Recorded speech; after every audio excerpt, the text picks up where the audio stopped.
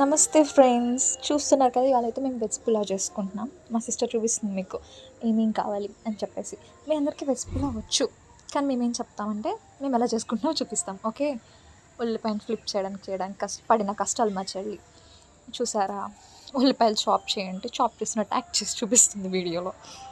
And okay, వీడియోలో ఉల్లిపాయలు అయితే చాప్ చేసేసాం. తర్వాత పచ్చిమిరపకాయలు అయితే సూసైడ్ చేసుకుంటున్నాయి పాపం, గ్లాస్లో దూకేసి. ఎంతమంది ఇంట్లో ఈ వంట సామాన్లు ఉన్నాయి చెప్పండి. ఇవైతే వుడెన్ సామాన్లు, మా ఇంట్లో చాలా ఫేవరెట్. ఇప్పుడు నా చిన్నప్పటి నుంచి ఉన్నాయి. నేను దీంతో ఆడుకునేదాన్ని. మమ్మీ దాచిపెట్టేసింది కొన్నాళ్ళు. అయితే నేను ఎక్కడెక్కువ వాడేస్తాను, పోగొట్టేస్తానని చెప్పేసి. అది వీడియో పాపం ఫాస్ట్గా పెట్టాం. కట్ చేయలో వద్దా అని వీడియోలో అడుగుతుంది మా చెల్లి. ఓకే, దీన్ని టమాటా బాత్ అంటారు, తెలుసా మీకు? పచ్చిమిరపకాయలు ముష్కలు తీసేసుకున్నాం. ఆ తర్వాత పొట్ట నుంచి చీలుకుంటూ వచ్చిన పచ్చిమిరపకాయని చూస్తారు మీరు. అలా చీలికల కింద కట్ చేసేసుకోవాలి అనుకుంటా. అలా కసకసా కోసేసుకున్న పచ్చిమిరపకాయలు పొట్ట నుంచి చీలుకుంటూ వచ్చింది పచ్చిమిరపకాయ. ఇప్పుడు టమాటాని కట్ చేసుకోవాలి. మా చెల్లి చూడండి ఎంత బాగా కట్ చేస్తుందో.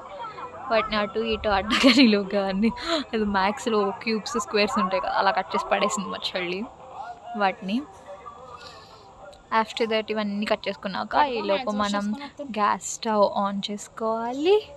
అలా బుస్సుని పొంగింది.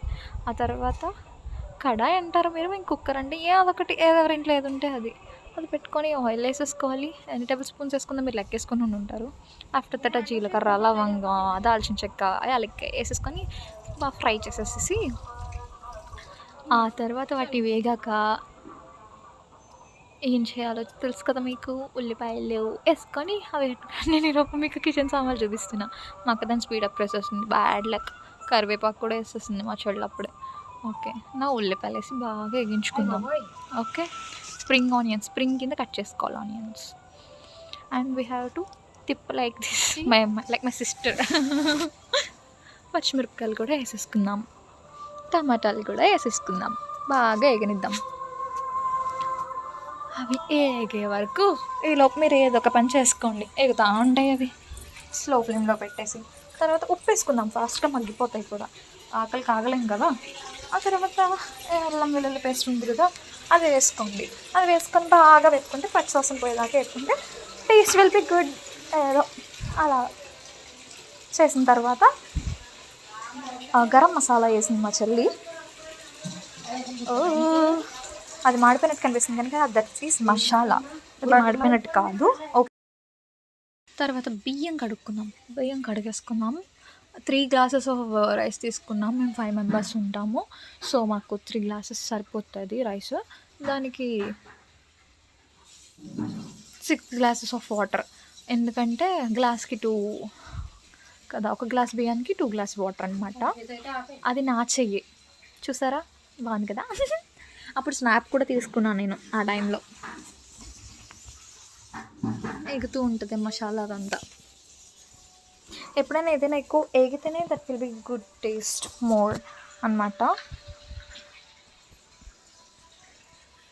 ఆ తర్వాత వాటర్ వేసుకుందాం.